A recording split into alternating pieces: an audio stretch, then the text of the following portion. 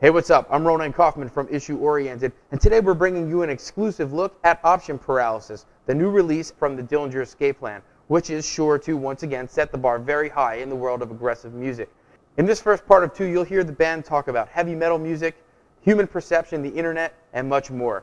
It's an inside look you can only get from Issue Oriented. Go to issueoriented.com. You'll find this and much more like blogs, videos, performances, interviews, the greatest podcasts in the world. issueoriented.com. But for now, enjoy.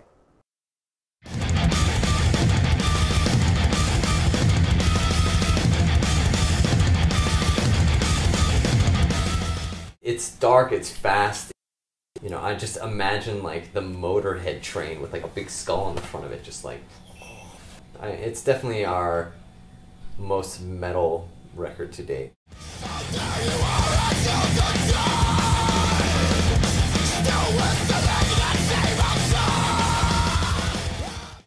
You know, I have said that Option Paralysis is the most metal record we've ever written, or at least I've written in a long time. And the fact is that, you know, metal is all in the eyes of the beholder. I mean, like, people have to understand that when we say we wrote a metal record, doesn't mean it's not going to be a Dillinger Escape Plan metal record. Right. So if your definition of metal is, like, Slayer, then no, it's not a metal record. You know what I mean? Now it seems like you've been running out. Every second is passing by so fast. Everything that you cling to will not last. As far as we're concerned, a lot of the things that inspired this record were some old, like I was listening to a lot of old school like thrash and stuff I grew up on, things like Sepultura and Entombed and Napalm Death and stuff like that, and it inspired a lot of the note choice and some of the arrangements and stuff like that. But again, if they think it's going to sound, it has to sound like one of those bands for me to say that some of that stuff influenced the writing, then that's just not going to ever happen with the Dillinger Escape Plan.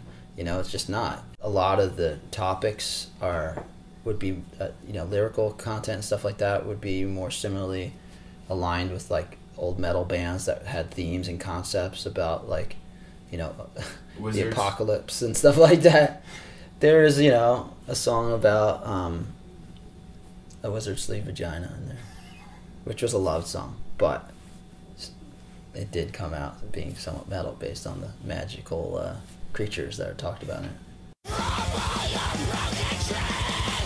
Option Paralysis is the closest thing to a concept record we've ever done, which is exciting to me because it was the first time that the title was thought out before we even finished the record, before lyrics were written. It's actually based around something that's really important to me and I think the other guys as well, just in general, just being musicians and being passionate about doing this for a living and seeing how the constant information overload that's coming in through every source. I mean, and I'm guilty of it as much as anyone else. I mean, I've got a smartphone and I like go on the computer and I use the resources, but at the end of the day, all these things are supposed to be used as tools for achieving new things, as opposed to just a filter that deadens everything and makes everything less exciting, less inspired. You know, you're making art to reflect, you know, your life or your perception of things. You don't see the world as it is, you see it as you are. And I feel like when you get into that like perception, you know, how you see things and how you feel things is different for everyone. Sure. And I guess the only means to perceive are, you know, as we humans understand it, our 5 senses. You know, option paralysis being that feeling or that sensation of not being able to make a choice even though you have multiple options. You know, you just get to like the point where you're just paralyzed by, you know, an overwhelming amount of choices. So I guess just that input and everything just kind of flying at you in every, you know, sensory overload, I guess, to sum it up into 2 words. Seems that now we're in a time where everyone has so much access to information that they literally don't know what's important anymore. I mean, I don't know. I get on a computer every day and I'm like, what do? I don't know. And I end up looking at porn. I mean, you know, it's like, what did I want to do on here? I have no idea. Great art never came from things being easy. It always came from struggle. It always came from having to make do with what you have, and then that affecting the outcome of what you make. You know, and the fact is everybody's kind of on an equal playing field these days. Everyone can download a free program and plug a mic in and make a song and put it up on MySpace or somewhere else and promote it and put it on YouTube.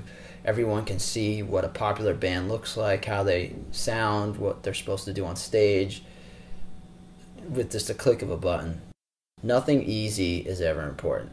And the fact is that when people had to go stand online to see the Rolling Stones for all night and stand in a line and cold and get each other hot chocolate and talk about the Rolling Stones, and when they got that golden ticket, you know, Willy Wonka's golden ticket to go see this show, it was important.